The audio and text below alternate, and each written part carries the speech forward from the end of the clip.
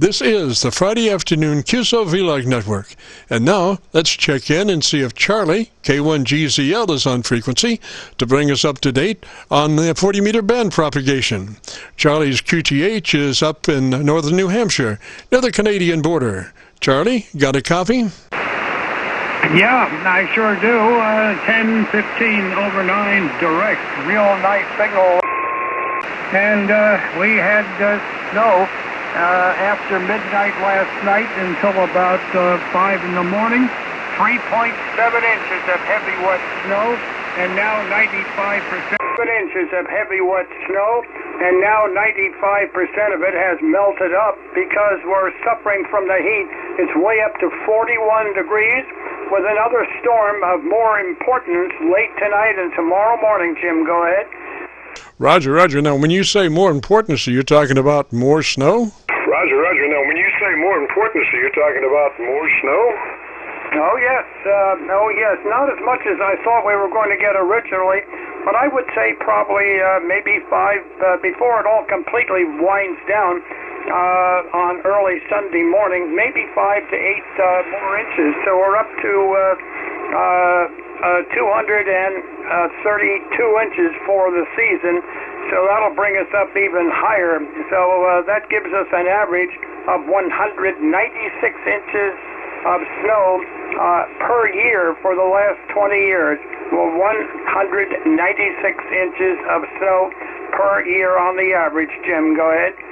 Roger, Roger. Now, your local folks that come by and kind of dig you out, now, does that, have you figured out a formula for inches of snow? Each inch takes them 10 minutes or so to dig you out. Have you worked a formula out on that? To dig you out? Have you worked a formula out on that? Well, they don't have to right now because it was such a wet snow. It didn't stick to the driveway too much because that was more or less gravel, gravel driveway. It's pretty well compressed down, but it was all over the driveway, but it melted first there. But I have been dug out in the middle of May, but that was many years ago. By the way, I had a very nice QSO with the aeronautical mobile yesterday heading toward Sacramento, California from Philadelphia, Pennsylvania, and that was KX4 Whiskey, Canada, and I picked him up, he was at 34,000 feet, and the temperature was minus 52 degrees Celsius, or about 60 to 65 degrees Fahrenheit below zero, and here he is. We're at 340, and that's going to be our final altitude all the way through. We're not stepping up today, and we're right in central Nebraska right now. Central Nebraska, a little bit on the northern side of the state over. Okay, and that was KX. KC9VKV, K1GZL. Sorry about the noise because we had that darn electrical problem here. Oh, roger that, roger that. Now, could you reiterate again about what speed that he's clipping along there? Reiterate again about what speed that he's clipping along there? Yeah, when I first picked him up, he was going at 520 knots. However, he was in a headwind. He had a headwind heading westward. All winter long, it's been a headwind that way. It's been more zonal. He gets the big tailwind when he goes from west to east. And my next schedule is tomorrow morning as he heads east, and he'll have a tailwind. But I would, considering the headwind, he was running about 400, just over 400 miles per hour over the ground as he went west. Go ahead. Oh, roger that, roger that. Well, is that you were having an electrical storm? That was what the background impulse noise was? That was what the background impulse noise was? No, it was power line noise. Somewhere out down below me and out in front of me. Power line noise. It's an intermittent. There are days there's none now, none at all. It's beautiful copy. The next day, even though the weather can be totally different, you were asking in the past about propagation. Propagation into Australia this morning was very good. And one of the stations I worked was VK3 Charlie Peter Charlie, and that was trying to think of his name. Les, and he was on near the eastern coast of Australia. I'll just give you a couple seconds of him. Sorry, the name here is Les, Lima Echo Sierra and the QTH. I'm between Sydney and Brisbane, right on the east coast of Australia. Anyway, name's Les, Lima Echo Sierra. Okay, I hope you copied that, Tim. Go ahead. Oh, yes, Charlie. I'm copying you on the Milford PASDR. You're about 20 over there, so I'm like underneath your antenna. Your communications to Australia, that one that you just played, was that on 40 meters or 20 meters? That one that you just played, was that on 40 meters or 20 meters? No, that was right here on 40, down on 71. Let's see, this morning, what frequency were we on? 7144. Normally we're on around 7150, but the band is so active in the morning, we can't exactly get on one frequency. 7144 this morning. Go ahead. Roger, Charlie, and you're talking about like 5:30 or 5 o'clock in the morning? We're talking about like 5:30 or 5 o'clock in the morning? No, let's see. That station I recorded, that was at 6:38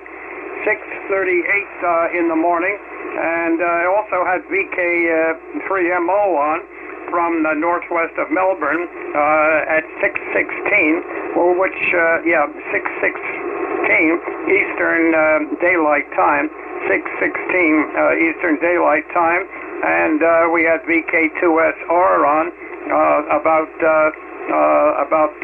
6:28, something like that, and 6:38 I had VK2CPC, and he's north of Sydney at Coffs Harbour, COFFS Harbour, and I haven't talked to him in a long time, and I think I worked him one time way back on 15 meters, about 1996 or so. Go ahead.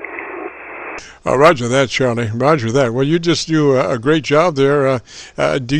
Sometimes you do use 20 meters, Roger? Sometimes you do use 20 meters, Roger?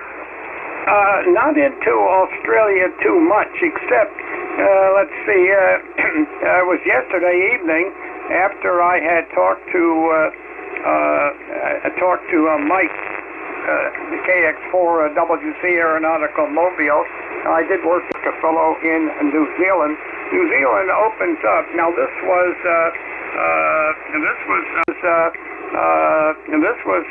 after the last contact I had. I picked up Mike. He was on the tarmac. He was on the runway, and he had pulled in, but he was very weak, and the static level had gotten ferocious, and 20 meters was getting ready to pretty well die out stateside-wise, but I had a fellow in New Zealand call me, and we had a short but nice QSO, so that worked out very well. But the band is very consistent. It's amazing. It'll vary a little bit from day to day, but there are days that those fellows really roll in. But this morning, with the snow we had, last night it started to rain around midnight. Started to rain, then all of a sudden I started seeing grapple, which is actually snowflakes mixed with frozen drops of rain surrounding the drops, and that pounded down to a solid snow. And just before 1 o'clock in the morning Eastern Time, I heard a rumble of thunder. That one rumble, and that was it, but it lasted 15 seconds. I guess bouncing off all of the mountains, and at that time snow was coming down here like gangbusters. and we ended up at 3.7 inches of wet snow. And tonight, the storm is going to produce another storm. It's going to produce more. It's going to be a fast-moving storm, but there will be backlash coming all the way around, counterclockwise around it, and up at my elevation and being upslope. And that squeezes out the moisture, so the valley locations will get quite a bit less. But there's a possibility we could get 5 to 8 more inches before all is said and done. If we do get 8 inches, that'll bring us up close to 240 inches for the season, which is above the average of 196 inches a year.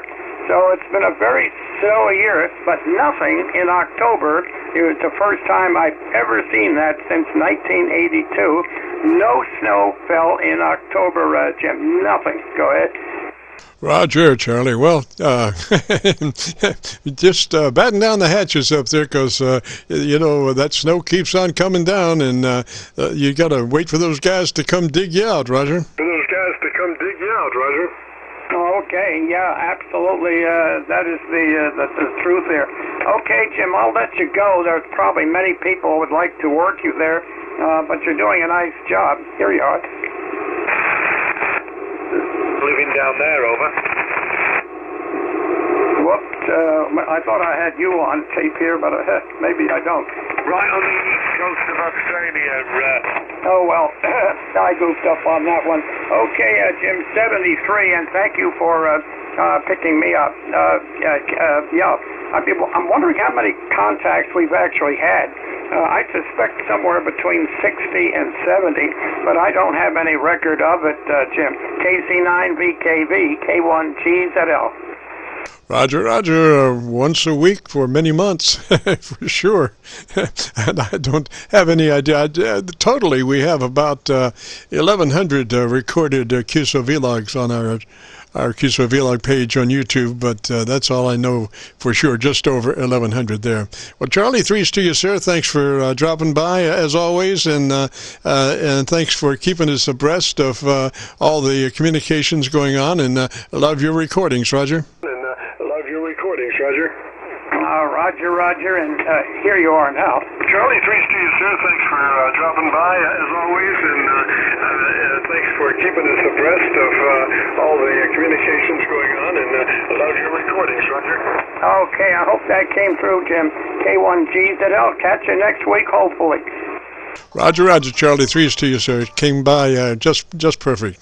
You were probably giving Milford a 20 over. I didn't look, but by the way it sounded, it was, I could hear you breathing. I could hear your dog breathing, even if you don't have a dog. I don't know. Threes, Charlie. This is a KC9VKV, the Friday afternoon Qso-Vlog net. My name is Jim, and I'm better known in some circles as Dr. VKV, and we are recording now live till 5, so if you have a radio you want to check out, give us a shout. We'll post this recording up on YouTube in the next couple of days, so when you go to YouTube, just do a call letter search for KC9VKV. That's Kilo Charlie 9 Victor Kilo Victor. And that will take you to our Qso-Vlog page, and on that page you'll be looking for one Qso-Vlog entitled My Group Air Check 5820. My Group Air Check 5820. This is Kilo Charlie 9 Victor Kilo Victor listening.